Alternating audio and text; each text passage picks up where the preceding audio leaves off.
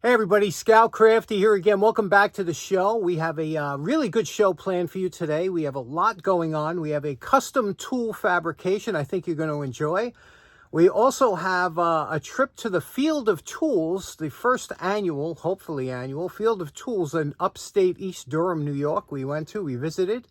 And also we have things we picked up, a couple tool restorations, so sit down, relax. I think we got a good show planned for you. First, let's start off with a custom tool fabrication, something I felt like doing last week and knocked it out. Let's check out that first. Now, ever since Resto Rob did his patriotic clam challenge a couple weeks ago, I've been thinking about this, and I wanted to do this, but it would take a long time. This is not a quick job. But you see this chisel here, I found this chisel, and this chisel is kind of wrecked almost, but I said, what if we can make this chisel into something really nice? Here we are with a post-wire brush evaluation. With the wire brush, we're going to hit all this with the flap disc, so there's no sense in going nuts with the wire brush. We're just getting some of the old cement off, but we're going to use a grind wheel to get that off. But what you do with the wire brush, you want to get the lettering, all the lettering. And you can see this is a Stanley number 1450, 3.5 inch chisel. It's got nice lettering. We want to keep that. So we go heavy with the wire brush on that, and also the Made in the USA. Now, this mushroom top, that's the first thing we're going to address. And you can see that's always a dangerous thing. To do this, the best thing I have found is a cutoff wheel on the angle grinder, and just cut that right off. Not this way, cut it that way. I'll show you.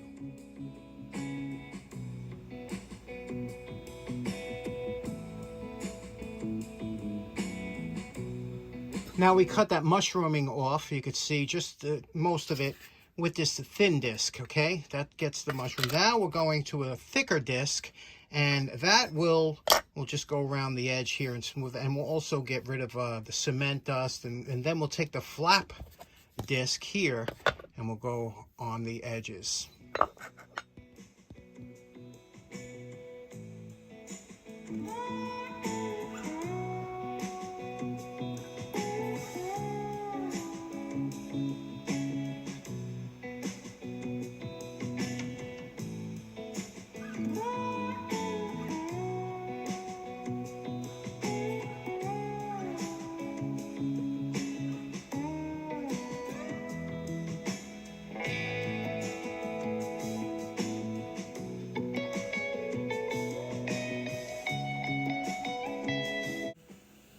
Now, normally this is where we would call this project done, and it would be fine. We'd put it back to the way it would look new. But now we add a little bit extra. We put some jeweling there. You'll see why I did that jeweling in a minute. But let's take a look at the back of the chisel. You can see here how we rounded the edges off. I always love doing that, and it just looks so nice on these chisels.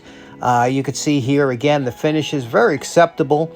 But the reason we did this jeweling here is because we wanted to paint over it. And you see here, now we're putting some sticky stars on there, and then we painted our clear blue over it. And then look at that. Look how the jeweling pops through the paint, the clear paint. Isn't that nice? Now, you know my favorite part. Remember what this chisel looked like before we started.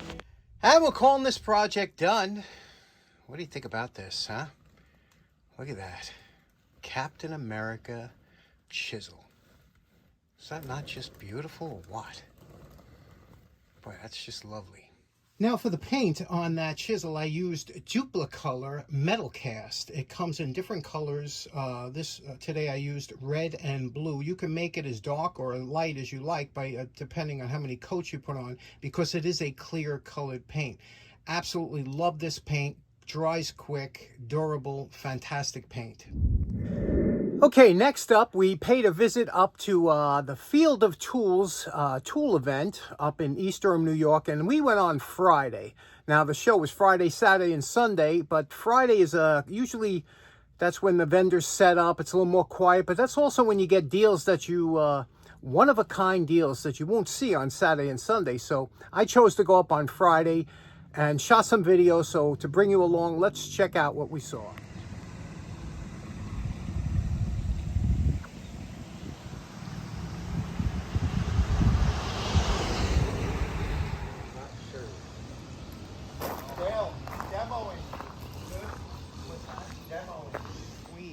believe it or not. Okay.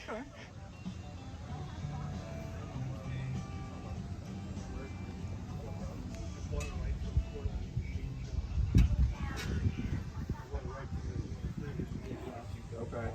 I've seen a few in person, but never sold one to Chris Cat.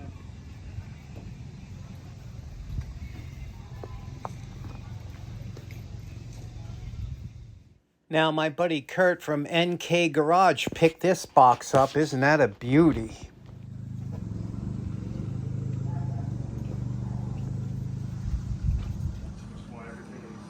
Nice, fresh patina. It was just in case. Right, if someone's gonna bring a big ass spray bottle, that'd be stuck.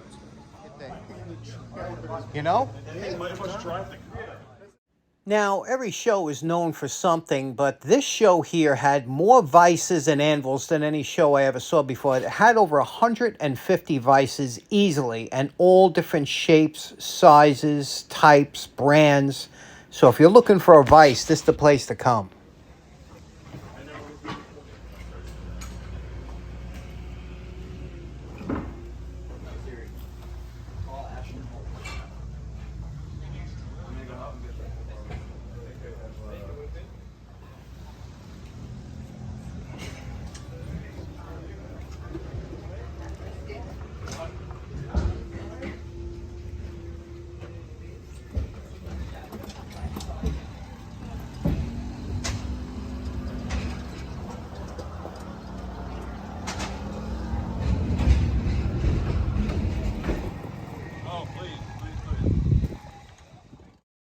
Now here's that Evaporust dunk tank that we've heard about. There it is. Looks like a 55-gallon drum. And look at that beautiful engine hoist there.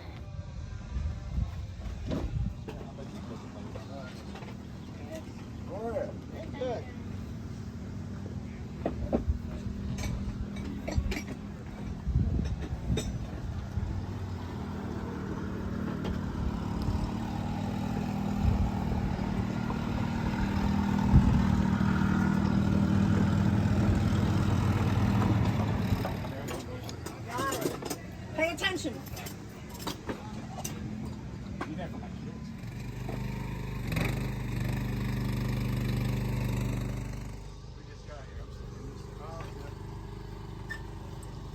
that the stamped one or is that the non-stamped? What's the stamp? Now, this particular dealer was a really nice guy. We were talking for a while. He brought 47 vices to this show for sale. 47, all in nice shape, no junk, all different types, makes, brands. And he had a really big reed vice for, there we go, number 40. You don't see them around too much.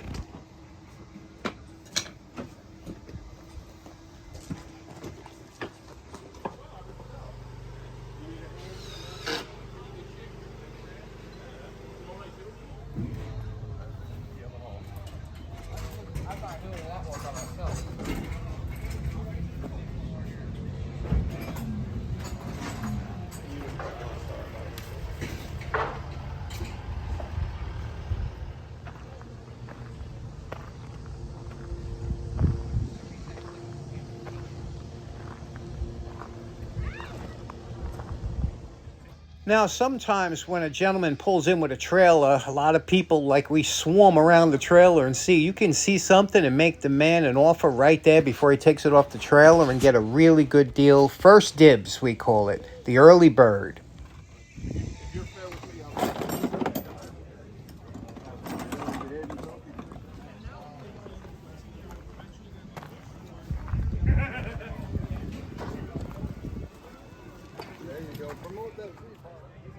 This was Jimmy DeResta's dollar tarp. He had a lot of great stuff on that tarp. And speak of the devil, there he is now talking to somebody who I should have known or recognized. Now, I have to tell you, I really did enjoy the show. And this is a kind of a maker's meetup. A lot of YouTube creators will go there. I went there basically because I went to meet up with my good friend and mentor, Dan Semmel, who I was able to see up there. But also there was a lot of YouTube creators, some very famous, like Jimmy DeResta, got to meet him.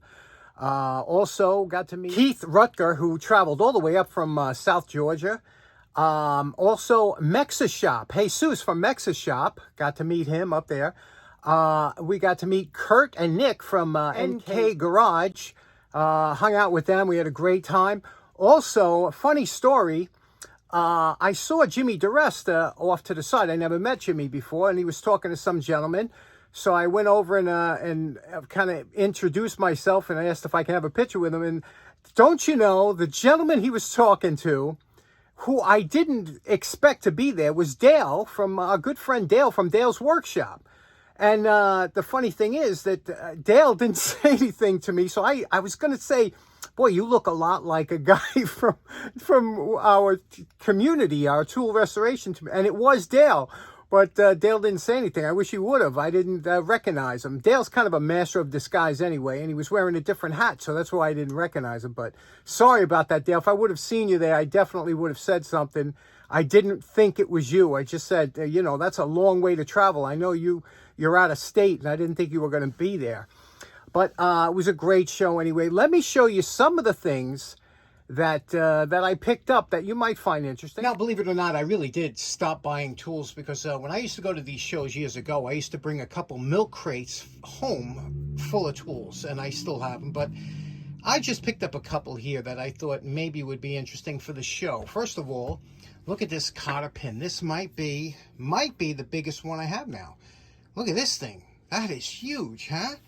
That's it's got to be about almost 11 inches or something. We got to measure that. Anyway, we've got that big cotter pin. I want to do a customization on this, similar to something like that, you know. I'm into the customization thing now lately. Also, I wanted to customize these. Look at this. When you look for tools, this is the kind of tools you look for. Okay, it's not loose. They're tight. You look at the jaws. The jaws are very good, very nice. They kind of meet in the middle, and this would be a fantastic. It's a Klein. Be a fantastic cleanup and customization probably. Also, this Tremo, interesting Tremo. I've done one of these like this on the channel before, but we'll talk more about it if you want to see this one done. This is what's called the poor man's beryllium. And if you didn't have enough money to buy a beryllium tool, you would spray paint this in that color, and maybe, hopefully, it wouldn't spark on you. Next up, we have this lovely clamp. Now, you're probably sitting there going, that's the weirdest clamp I've ever seen. And it's aluminum. So you say, what kind of, that is strange, but nice, right? Nicely made, especially since I paid $1 for this. And some of you know what it is because you've seen me do this on the channel before I did one of these. Do you know what it is? Think about that for a second. And what this is, it is a clamp to put a vulcanized patch on a tire. Years ago, to patch tires and things like that, they used a vulcanization or heat patches where they would use the heat or fire to vulcanize the patch onto a tire. This would go around the edge of the tire and allowed you to get into the sidewall, you know, the edge or whatever, because, you know, the tire would fit in here. So very interesting. This was back in the 20s and 30s when tires looked like that.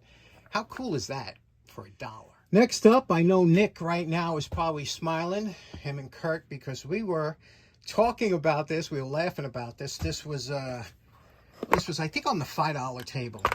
And what this was, it's a sheet metal cutter, okay?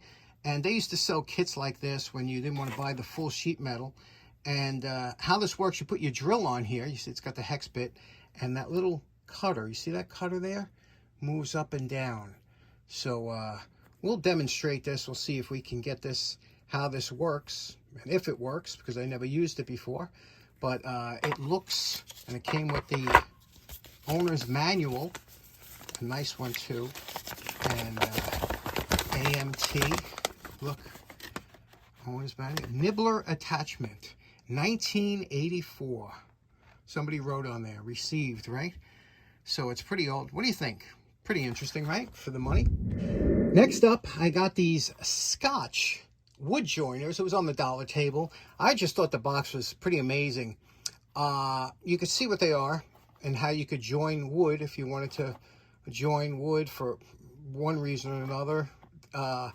Let me show you what these look like. And what's funny is they're so sharp that if you try and get them out of here, if you're not really careful, these things are wicked sharp.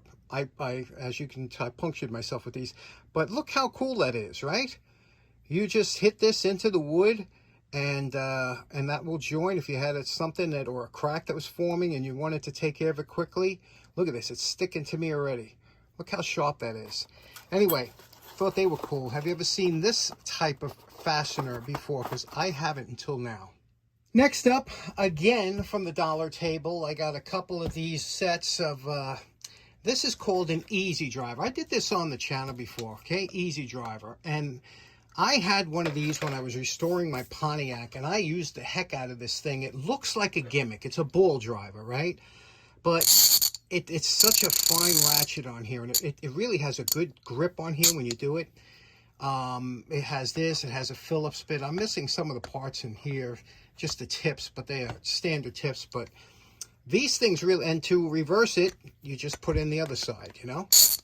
And I have to tell you something, as gimmicky as this looks, anybody that has one knows they're really not gimmick. They work, and they become quite collectible on eBay. Some of these can go for a few dollars, but $1 a piece for each set, I thought was a good deal. Next up, again from the dollar table, a nice Crestoy. I love these type pliers, and they do clean up so well. And again, super tight. This is a fantastic plier. This is really, the jaws are great. I do like them when they touch in the middle. I do not like when there's a space in between, but I would not pass this by for $1. It's just such a sweet pliers, right? And also on the dollar table was an Eagle circuit tester. And I was telling Kurt and Nick that these things always work. And I tried plugging. There was a plug there, but I don't think the plug was turned on. So let me plug this into my plug right here and make sure it does work. Okay, we plug this in. Let's try it here. See if this works here. And there we go. I have a bunch of these. I've yet to have one that didn't work. They lasted forever. It's a neon bulb in there. And to clean up, I was saying they're so easy to clean up, because look at this, it's dirty, right? But let me show you how easy these clean up. Okay, I am not going to tell you what I'm going to use, because I don't think that when I use these and talk about them all the time, you think that I'm sponsored in one way or another. But here we go. I love that smell. Okay, check this out. And look at this. This especially, nothing works as good on handles or years and years of grime, any kind of wire or plastic or rubber or anything. Look at how that gets all that off there. And it only takes a few minutes to get this thing like brand new again. But like I say, and I always tell everybody, after you use this, wipe it down with a damp rag, because I don't know, leaving this cleaner on there, how long it will last before it starts to maybe crack the plastic, whatever. You never know. So let me show you what it looks like when it's done. Okay, here we go. This one's all cleaned up. You can see it works nicely. What a great little unit. They do come in handy. If you see them for $1, always grab them. They always wind up working. These Eagle, and they are good for 90 to 600 volts. Next up, I'm a junkie when it comes to lubricants. I love any kind of lubricant. And this here was on the dollar table, and he had half a case or something. There was like 6 of them there. I bought the whole thing. Whatever he had left, I bought.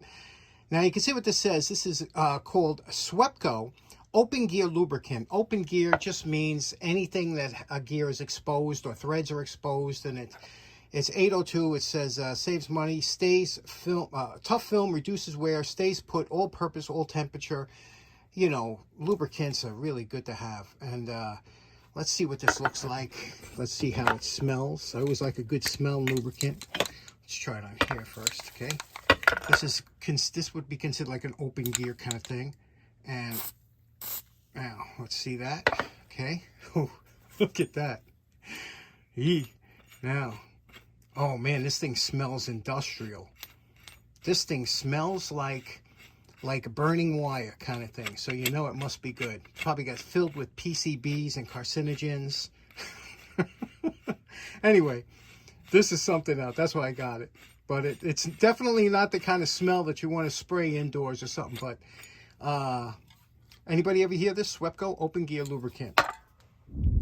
Now, the reason I bought 6 cans of this is because I'll keep 1 can and 5 of it will be given away at the Jacktown Spring Meet. So make sure you're there, Jacktown, next spring. Next up, I stopped by an Axe's a long time ago. However, this was $3. And you can always tell when it's got a quality sheath. Whenever you see a quality sheath, you know it's a good axe. But you can see here, it's a fiberglass handle. It's on there tight. It only missed a couple times, not too much. And this is great. It's always good to have kind of, and it's a good length. It's like a boy's length. It's got the rubber grip handle. This is actually very nice axe. But a lot of times I do work where I have to chop some roots. This is very good for that. You don't want to take your really good axe to be chopping roots in case you hit a rock or something. This is perfect, that kind of stuff. This was in the free pile. I cannot leave a show without buying a crowbar. I definitely do have an addiction, and I'll talk more about that. I even buy new crowbars. Wait till you see the last 2 I bought. But this one here I thought would make a great customization. Nice paint job on here. What do you think about that? Okay, last up. You know me, I've done these on the channel before, and I always tell you, if you see these things and they're less than $20, grab them. These things have gone crazy in price. I don't know what has happened, but they are, and the older they get, the higher they go up. This is a really nice example of a Crescent T tool, screwdriver. You see, opens up like that. It also had a hammer on one side. Okay, obvious issue with that one. It's got a little bend to it, a little bend up here too. You can see it's rubbing over here, but this isn't beat on. Okay, a lot of times this is beat, and you can see the finish on there looks terrible. That's because they used, I don't know if it's a cadmium or a nickel. This is like a typical nickel plating, flakes off, doesn't look good after a while. What do you say we try and straighten this out? We'll straighten out the Dake. Let's take it to the wire brush first. See what we're doing. Okay, here's our post-wire brush evaluation. Now, I've done a few of these over the years, and I got to tell you something. If you can avoid taking these apart, I would avoid taking them apart, because every time you're trying, there's a screw pin that goes in here and comes out, but it's very difficult. A lot of times when they come back in, the pin is bent up, and it's just a pain for some reason. If you can get by with it, clean this out good with a tubular round brush. You're going to have to get rid of that nickel, because you see it looks like junk, you know. So you're going to have to take it all off and polish it. That's the only option you have to make it look good. Now, we have a wonky bend to this. It's like, looks like a spaghetti bend. So we're going to have to figure out where the bends are, go over to the Dake, and press them out. So let's do that. Now, if you look closely, you could see that the way this is bent here, it looks like somebody had it in the T position and they were trying to bend it using leverage like this. Now, these early Crescents weren't known for their strength. A lot of the steels were kind of somewhat soft on the screwdrivers, and so they'll bend back easy, but they also bend, you know, easy the other way too. So just, we'll see here, we have to put a block under this side, and we're going to have to press right here to get that straight. But it looks like there's a little more than one bend. Let's get to everybody's favorite, the Dake. Now, the first thing we're going to have to do is we're going to have to switch over to the stepped cone to get more of a precision marking on here. And also, we're going to have to lower this table down 1 notch to give us room for that. Okay, here's the setup. You can see we want this flat piece here to rest on something flat. So we'll put that on that flat piece of steel. Then where the high spot will get underneath the cone, and then this will rest on this bolt on this side, okay? And remember, these things want to bend back straight. They just have kind of a memory to them. So let's put some pressure on it and see if we can't get this to bend back straight. Okay, there we go. We have this set up here pretty good. Let's put a little bit of pressure on here. Now you're going to have to go past it. Remember, you're going to have to go past it because of the spring back. And I do have to hold it. It's going to be tough with the camera angle here. But like I said, these things, we have 1 ton on there. Very little pressure. These things are kind of soft, the metal, which is indicative to the lack of spring back. We didn't have a lot of spring back there, right? So let's see how we did here. Let's throw some pressure on here. You always got to double check it. Keep checking it back and forth. until it looks straight. It's got to look straight this way, see? We still got a little bit of a, very little bit of a bend. You see how quickly that came out? And it's looking very good. Okay, now it looks pretty straight, except that I find it's just a little bend here, okay? And to get that, we'll put that in the cup here and press it down that way, and that'll get rid of that small bend that's in the tip there. Okay, that's the setup there for the tip. You can see we're just going a very little bit. It don't take much. And we'll see how that looks. Okay, we are very happy with how straight that came out. That looks very good. Straight in all ways. Now what we can do is, there's lots of little scuffs and nicks and everything. We're going to have to take this to the belt sander, get rid of that residual plating. We'll also have to get this pitting here, we'll have to get rid of. And then the fiber wheel to get in here, because that really just doesn't look right. And then finish up the inside here with the conical wire brushes, and let's do that. And you know my favorite part. Remember what this screwdriver looked like before we started? And we're calling this project done. That is how you take a $8 screwdriver, which is what I paid for this, and turn it into a $25 or $30 screwdriver easily. Let's take a look at what we did here. Straightened it out. Everything's nice and straight now, right? Look, reground everything. Just a beautiful. This was in great shape. Very little use on this. We redid the back here. Look at that, huh? And the just got rid of the pitting around the side. Did the best we could on the knurling. You know, knurling always gets dropped or whatever, but listen to this. Listen to this close. Do you hear that? It's so satisfying. It's, if anybody that's ever had one or used one, this becomes your favorite fidget screwdriver. Just a lovely design. Again, the steel wasn't super strong, so these would get bent a lot of times, but easily straightened out. What do you think? Do you have one? Do you have, they came in 3 different sizes, I believe. Fantastic screwdriver. If you get one, if you can get one, and they're not too expensive, you won't be sorry. Just don't get one that's all beat up. Okay, so in closing, let me know what you think. What was your favorite item today? And hope you enjoyed today's episode. We will see you next week. Hope you have a great week. Take care now. Bye-bye.